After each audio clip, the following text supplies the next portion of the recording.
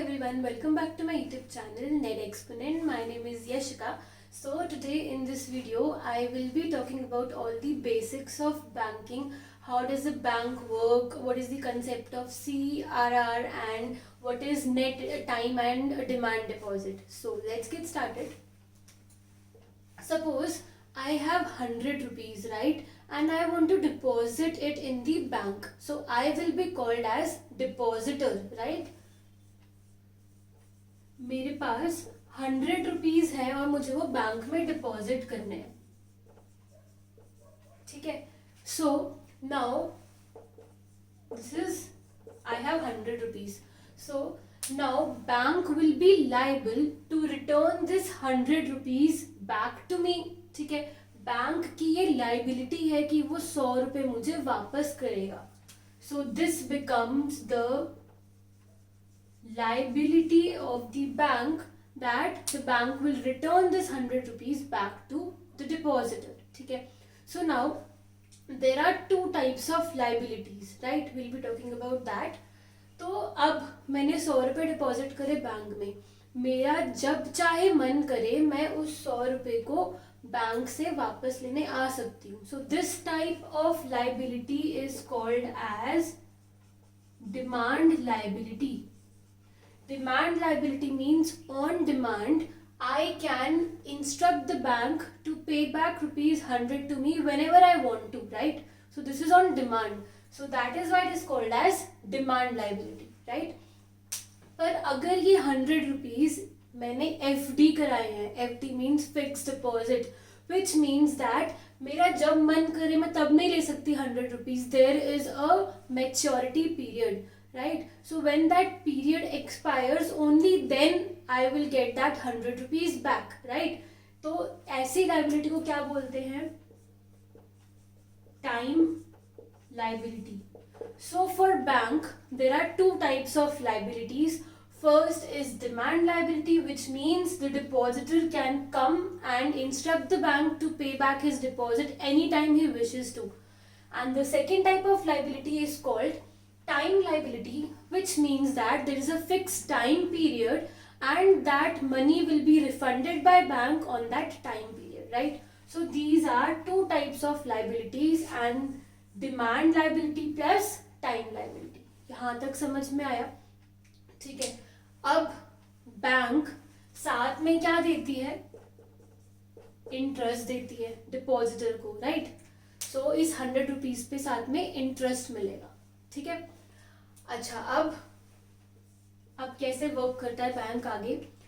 Now bank will lend this money to some borrower, ठीक है.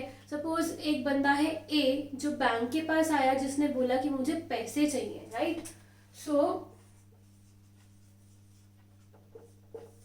Bank will lend money to the borrower, ठीक है.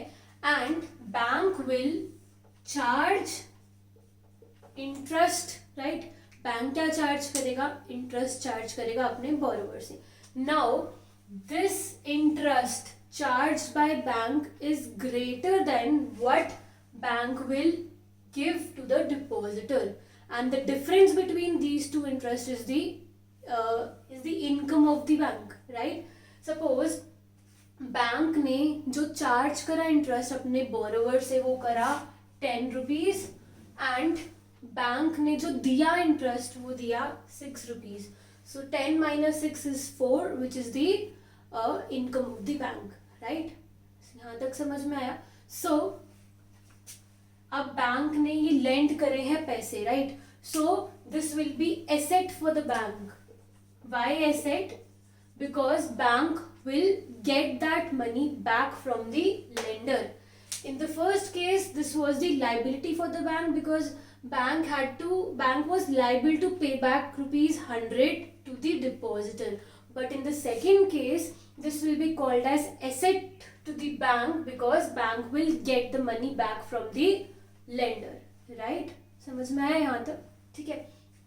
And bank will also invest money in other banks. Bank क्या करेगा? Bank पैसे या तो लेंडर को दे देगा, ठीक है, और कुछ पैसे वो क्या करते हैं दूसरे बैंक्स में इन्वेस्ट करते हैं. Why? Because there is difference in the interest rate, right. तो बैंक ने और दूसरे बैंक्स में अपने पैसे इन्वेस्ट कर दिए. यहाँ तक समझ में आया?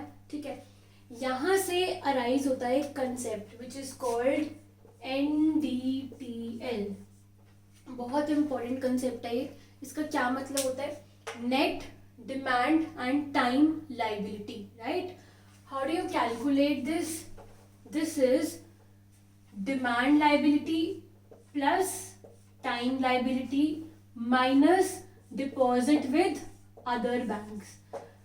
So this is the formula to calculate NDTL. NDTL is net demand and time liability, which is demand liability plus time liability minus deposit with other bank. ठीक है. ये कंसेप्ट कहाँ यूज होता है, किस लिए समझाया है, मैं आपको अभी समझाऊंगी कि इसकी एप्लीकेशन क्या है, राइट. अच्छा, अब बैंक को 100 रुपए मिले अपने डिपॉजिटर से, ठीक है. Can bank lend entire 100 rupees to the lender? क्या वो पूरे 100 रुपए लेंड कर देगा आगे या कुछ पैसे बचाएगा? तो अब देखते हैं इसका क्या मतलब हुआ. अब सपोज मैंने बैंक को 100 रुपीज दिए थे, ठीक है, और मैं सपोज 5 डेज बाद वापस आ गई कि मेरे को मेरे 100 रुपीज वापस करो. बट बैंक ने तो वो सारे के सारे 100 रुपीज आगे लेंड कर दिए थे, तो बैंक वापस कैसे करेगा वो 100 रुपए, right. So for this reason there is a concept called CRR. CRR means cash reserve ratio, which means bank has to keep percentage of NDTL to RBI. इसका क्या मतलब होता है? बैंक पूरे के पूरे 100 रुपए आगे लेंड नहीं कर सकता. बैंक को इसका कुछ परसेंटेज जो है वो कहाँ रखना पड़ेगा? RBI के पास, ताकि अगर कोई भी जो डिपॉजिटर है वो अपने पैसे वापस लेने आ गया तो बैंक के पास पैसे अवेलेबल हो. ठीक है. So this is the reason why bank cannot lend the entire money to the lender. It has to keep a percentage of NDTL with RBI. ठीक है. This is called CRR. इसको बोलते हैं कैश रिजर्व रेशियो. रिजर्व का मतलब क्या होता है? गुल्लक. विच मीन्स कि हमने एक रिजर्व बना लिया, हमने एक गुल्लक में पैसे डिपॉजिट कर रहे हैं. जैसे गुल्लक होती है ना, वैसे हम पैसे डिपॉजिट कर रहे हैं कि अगर इमरजेंसी में कोई आ गया and I don't have money, so I will take out the money from that गुल्लक and I will give it to, I will return that money to my depositor, right. So for this reason we calculate NDTL. NDTL calculate जब हम कर लेंगे तो उसका कुछ percentage हम CRR मतलब रिजर्व में रखते हैं RBI के पास. Now that percentage changes every time, 4%, 5%, मतलब वो चेंज होते रहता है. So this is the concept of CRR, right. So this is what is the, I have covered some of the basics of banking. So I hope this video is helpful for you. So stay tuned for next video. Thank you so much.